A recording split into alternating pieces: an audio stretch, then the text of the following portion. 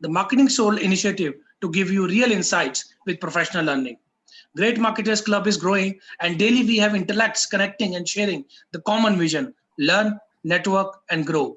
So, passionate marketers who are yet to join Great Marketers Club, please join Lou through the link in the description or can DM me. Today, I'm delighted to introduce you to our hashtag originals who has outgrown himself from a marketer to an entrepreneur, Tara Godram, who is a founder and the chief marketing officer at Newman Marketing Management, a Dubai-based marketing agency having a vision of bringing fresh and innovative marketing solutions for the customers in the Middle East. She is an electronics engineer by degree and currently pursuing advanced studies from the Chartered Institute of Marketing. She has proven her mettle in the highly competitive sector like MEP through innovative marketing solutions like empathy marketing and emotional intelligence. Worked closely with various international brands, sales and marketing teams associated with Xylem, ABB, Honeywell, Samsung, amongst others. Welcome Tara to hashtag Originals, Real Insights for Professional Learning. How are you? I'm fine, and thank you so much for giving me this platform to express my thoughts and understanding and share my experience with the audience here. I'm so thrilled to be sharing my journey and my future objectives. Thank you so much for welcoming me. Thank you, Tara.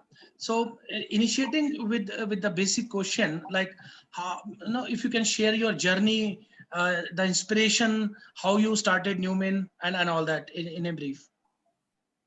Sure, it's a long journey that I've had so far. And if I would like to say, it's entrepreneurship is in my genes. My father is my biggest inspiration. He's been a very successful, diversified business entrepreneur in the back in India. And my focus since childhood has always been to excel in whatever I take up. So I've not been inclined only towards academics, though I've been excelling in academics as well. I was always keen and inclined towards co-curricular and extracurricular activities. I've taken part in various debates at the state level. I've always focused on, enriching myself by my learnings and implementing things that I've been learning on my journey. So the goal has always been excel in whatever you do so that it will build confidence. And that's where my leadership qualities developed over the years, right from my schooling. And one thing which sparked this marketing passion in me is during my college days when I was doing my pre-university. I had youngsters, we all have so many ideas and so many so much of knowledge that we gain and we want to implement it somewhere. So I was always keen and I was always wondering like how is it to experience working with professionals in corporates, So back then in my pre-university, I explored and I landed myself a part-time opportunity. So the company was all about product and it was a very quality product. And they were looking for interns and people who could help them market it and help them convey the message to the audience, basically help them find their target audience. And being, that youngster where I wanted to just implemented all that thoughts that I had. And luckily, or you could say my hard work or my efforts, I was recognized as the performer of the month right away in the first month. So that really, gave me a lot of confidence, a lot of encouragement and a lot of motivation that, yes, I can do this, And that was a spark where I believed that, okay, this is something I love and I want to pursue this as my career. So it was right then clear that I want to do something in this field. That's why marketing passion started. And I believe I'm really good at communications, I've been on stage various times launching products right from my school and, college days and everything. And I've been the head girl all through. So it comes natural to me. And post that, I pursued my engineering in my graduation, like you mentioned. And it was time, to explore the real world. Study was done and I wanted to explore the real world. So Dubai was always my top priority, like my dream country to be there, because I've always heard about it and I feel it's a city where dreams come true. You have like global audience here, you have a lot of opportunities and it's apt for a business. If you have a business dream to set up your own setup and all that, this is the perfect place to be.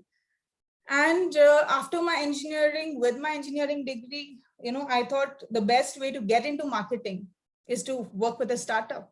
So I landed my job with a startup and it was a very tedious experience. Like, a lot of hard work, long number of hours and working with the team. But it was a very, you could say, superb learning experience for me. All the ideas that was, in my mind, like I got to implement this idea, let's see how it works. So I just went on the ground and started implementing one after the other. And the kind of people you work with, they enrich you as a person. It's not just who you are with your books and what knowledge you get theoretically. So people I worked with really helped me enhance myself as a person, as a professional. And there were always a pat on the back, like, wow, you did this really well. And you could see the results working for you, while you're doing your presentations, while you're meeting clients, and they respond to you the way you always expect. Okay, they're encouraging, motivated, and you see the results coming up. So that was like a big break for me. And from there, if I take kind of learnings, what I take from there is definitely I failed in a couple of things. It's not that I succeeded in all the ideas that I implemented or all the things, but it was a very good learning platform. So that was the base that I started with. And post that, I went on to work with a lot of corporate companies, where that was a platform for me to, it was like a testing time. Learning time was done, it was testing time. So while I worked with a lot of corporate companies, I was able to implement all those learnings into the real world, into, single-handedly, or like you're taking help of your team, but ultimately you're leading it. So different corporate houses in the Middle East, I was working for almost like 7 to 8 years after the startup. And one thing I want to highlight, because it's like connecting the dots where you are today. It's like connecting the dots. So while I worked with all these companies, I had a question and I could decide what I want to implement, because it's something like a creative thing where you plan with your original ideas, what you want to do, how you want to present your company to the target audience, right? In line with the vision and mission of the company you're working with. So working with all these corporate houses, corporate companies, and with best in industry experts, I was able to work on a list of marketing, PR, and other media related activities. So I worked on like corporate branding, I worked on corporate rebranding, I worked on the product launches, I worked on the events, I launched a couple of products like fresh in the market, international brands. Team is there, but you are, being the front face, you're trying to be the one who's trying to lead and trying to put in those extra number of hours to make sure that your clients are getting what you want, what you're trying to convey, the message. And one of the things which really is close to my heart, and which even now and future I would promote, is CSR. As companies, we all have our CSR in place, our social responsibility. So I successfully like designed a CSR campaign and plan, and it went on very well, and we did a very good PR coverage. And one thing I would say, the experience and the kind of confidence that you get by working with best in industry company is that you become really confident. You get the understanding not just of marketing or of the vision or the mission or the people, but the whole business altogether. So I worked with a top MEP manufacturer and supplier in the region. We participated in awards. We really took the digital platform to the next level. We were able to create a very authentic, organic target audience for ourselves on the platform. We implemented a lot of navigator tools and a lot of social tracking tools where we could analyze, how our viewers are responding to us, how our the stakeholders, how they're responding to what we're doing. So overall, I could have very good understanding, very good relationship even with the media guys, publishers. You got to put a lot of content out there, right kind of content. And again, like all these experiences really helped me to gain more knowledge. Now I want to talk about Numin, which is my company, why this is formed and all that. So working with a service kind of startup, then working in a segment like MEP, and then I went on to work for a while in the retail segment to get a 360-degree understanding of how marketing, branding, and business or as a whole works.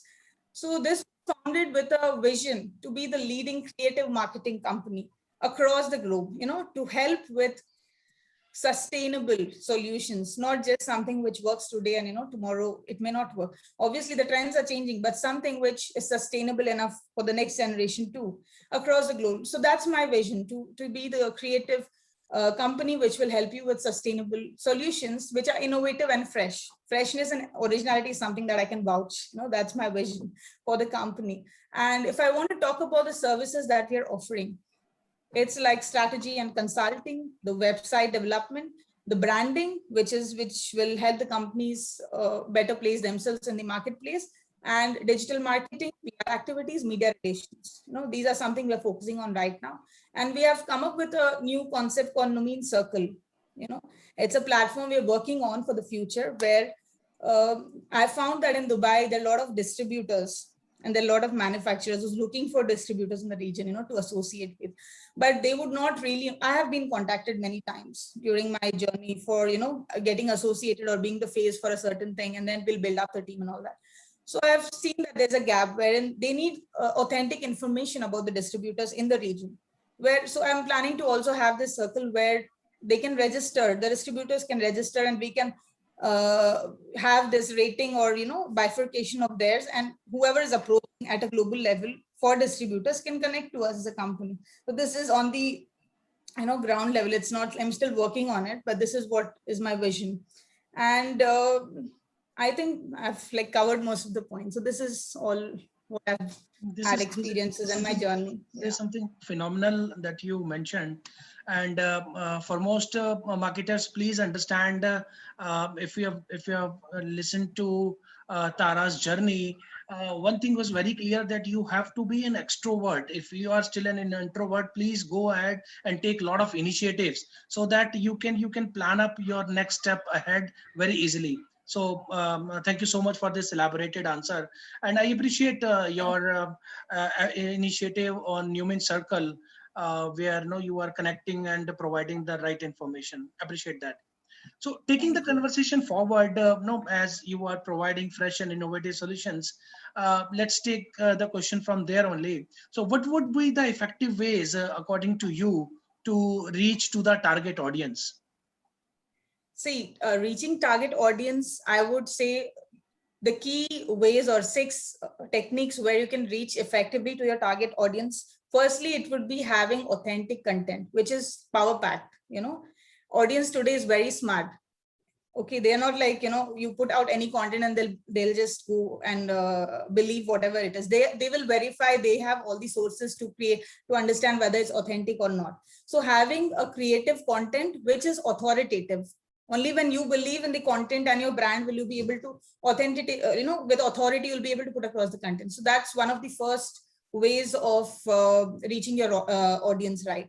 Second important way is, if I talk about today, influencer marketing is the trend. Influencers at the smallest level and the largest level, be it celebrity at the largest level or smallest level, you have a lot of Instagram influencers, you have social media influencers.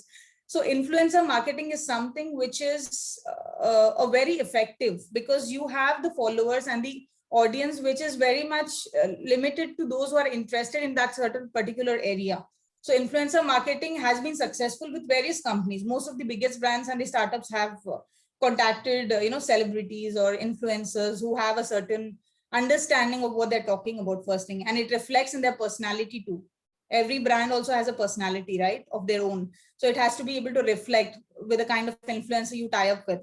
Third thing, I think it's important to approach your marketing with a very target-oriented approach.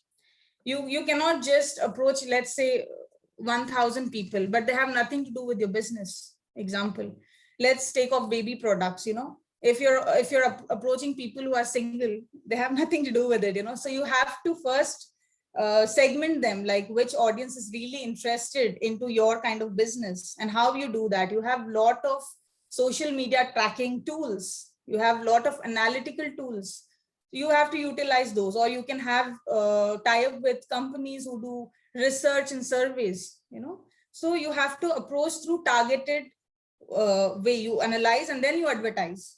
There's no point you put in money for advertisement into the wrong platforms. Example, if you're on YouTube, you're watching something and some irrelevant ad comes up, you're not interested. Maybe it doesn't talk the language you talk, or it's not relevant to what kind of content you're interested in. And fourth important way of reaching your target audience is referral marketing. The kind of experiences you're creating with your customers define everything. Today, if I am using a product, I might talk about it to 10 other people. Similarly, they could talk to many. So referral marketing is the most impactful, most effective, because it's coming right from the person who has used your services or your products and all that. So that I give it like 5 stars. Like on the top of it is referral marketing, word to word marketing. And I will not deny the power of social media. We are in a digital world, and being very active on all the social media platforms is something which is very critical and important. And I would not also leave platforms like Quora or others, even Marketing Soul platform. You can put in and talk about your product, your company, and you can reach the right kind of audience who's interested. Platforms like informative platforms, educational platforms, you talk about your product, you talk not in the kind of advertising way or in a way that you're marketing it. You talk in a way that you're helping somebody achieve their problem, like solve their problems, achieve their objectives in that way, being active in those platforms. So that's one thing I would say the power of social media can do. And video content is like the star of current era, you can say. Like everybody is generating so much of content on video, and it's going up and it's touching and it's reaching the right audience at the right time with the right kind of message. So I think these are the 6 techniques which I think we can leverage into and use to reach your target audience. This is what I think is effective. Very nice, and thank you. Quite elaborated way to give an understanding how we should tap the audience.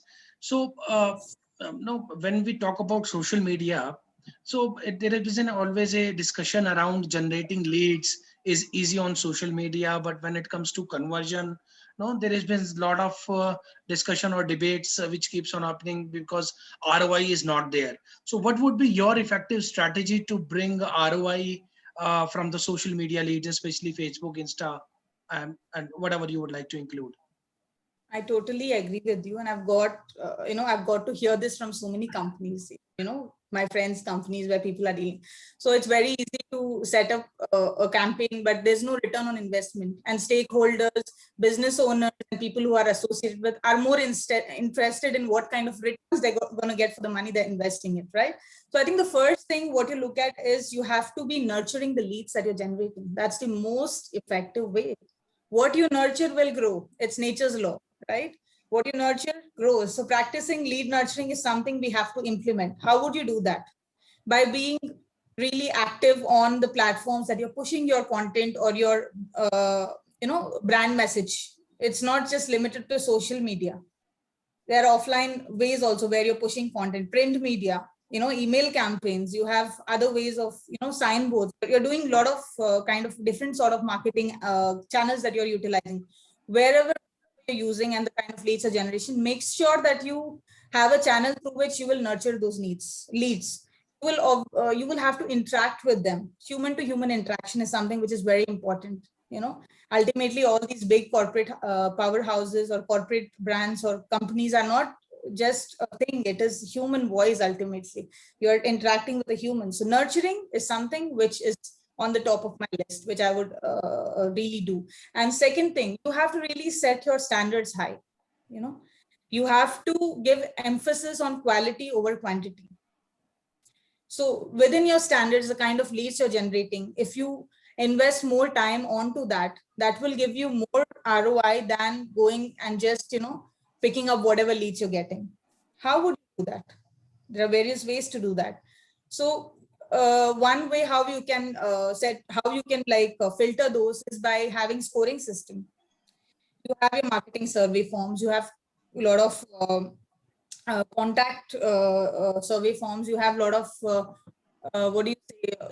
what do you call, when you subscribe and there are some questionnaires that you create and they respond, basically whatever their thought and thinking patterns, if you're able to capture through any way, social media or through direct ways, B2B anyway, you're able to capture what they're thinking, how are they approaching, are they interacting with you on the kind of questions you're asking, or are they really active on certain community platforms? It's a right way to connect.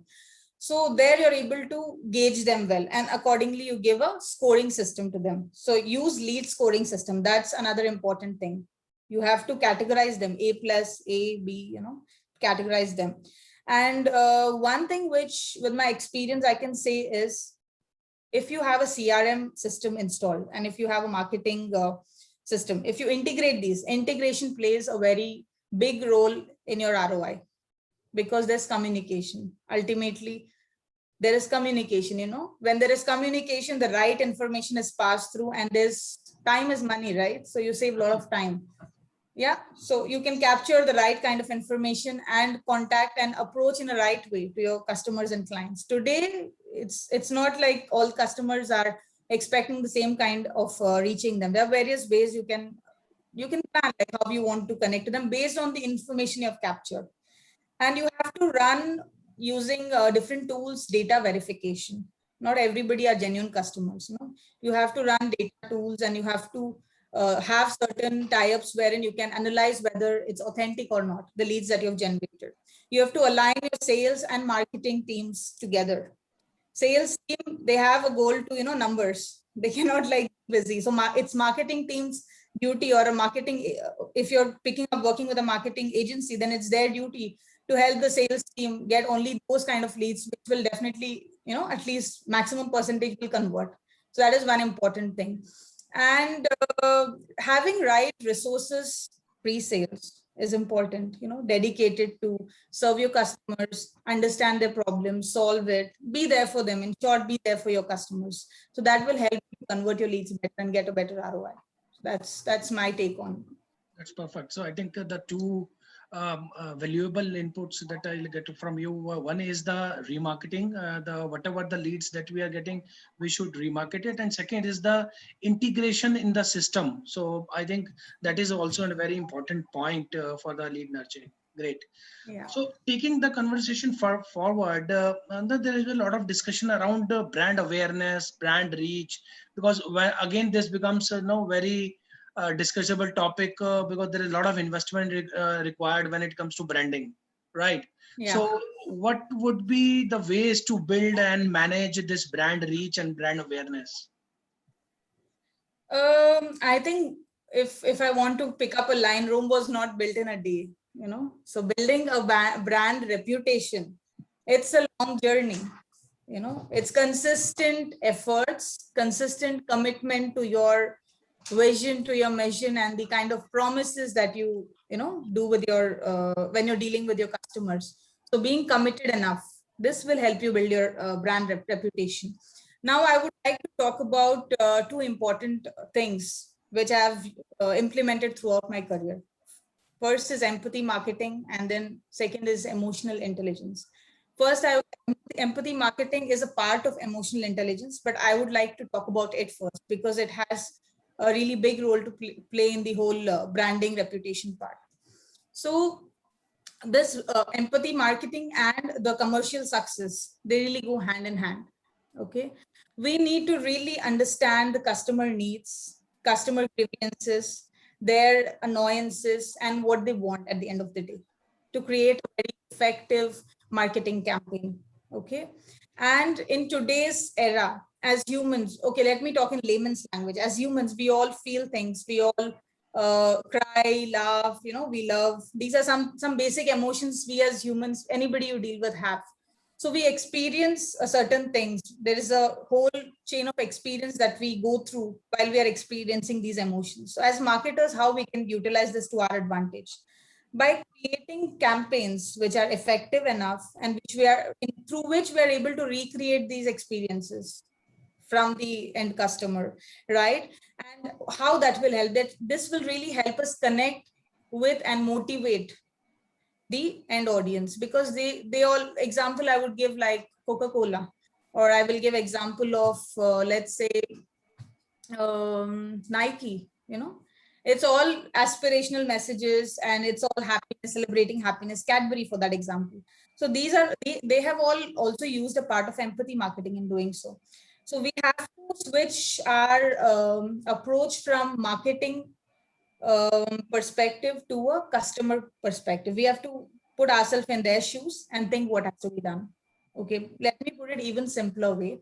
Before, customers used to wait that somebody will call and they would be happy, or they would entertain basically sales calls and people calling them and saying please buy a product so and so. Today the times have changed. Today we are not associating just with products and services the company is offering. We are associating with brands as a whole. We feel proud having a certain brand or owning a certain thing or by associating with a certain brand. So it has switched completely from just a sales call and pushing for sales. People don't like today being pushed for buy this and that. They would come to you if they have trust in you. Trust is something which is very important, and in return they also expect to be valued from the point of view of the person who is helping them with services. So this is how it has changed. Now if I talk about audience, like the customers target audience, they're very different, just like you and me. I'm very different, I'm unique, and you are unique. No, we are not the same. None of our choices are same. So our audience is similar. You will not find the same kind of audience. You'll have a mix of variety of audience. So how would you segment them? You really need help of marketing agencies, some social media tracking tools where you're able to segment them well. Like example, in a layman's language or in a broader view, I would say youth of today are more driven towards something that's aspirational. Mothers or parents are more driven towards something which is safe and secure for their child, products, let me say. So how would you segment, or how would you find where your target audience is? By being actively involved in communities. There are many communities on social media, off social media, B2B directly. So segment, okay? How this will help? This will help in your sales and conversions. Ultimately, you're in a business. You cannot just think theoretically and go. So this is one thing I want to highlight. And one important and critical thing in empathy marketing is you may have hundreds and thousands of channels through which you're pushing content. It will not bring you results. You should have the right content to be pushed on the right platform. And once you push those right content on the right platform, you should also be available for your customer, those leads, to engage with them, to help them solve problems, to help them educate. Like they should be educated about what they are. Everybody has questions how this is going to happen. Everybody is not so well aware of the product they're opting for. So we should be their support system at that point. Be there for them. That's what again it is about. Understand them. And finally, it will lead for sustainable relationships in the long term. You have this loyalty points and loyalty customers. So all this. So if I want to just put it down in pointers, 1, 2, 3, 4, 5, it's like you have to be really there for the customers. You have to understand them. You have to create campaigns and plans in line with what they want. Be the customer, like be them, and think and implement. This is what empathy marketing is all about. And second important thing for reputation, having a brand reputation, is emotional intelligence, like I said. So there are 4 things to think about. You have to have brand awareness of your own brand, what it stands for, why people like, why people don't like, or all those things. And you should have awareness of your target audience. You should have brand management, how you're going to manage your brand, how it's going to be projected into the market. And fourthly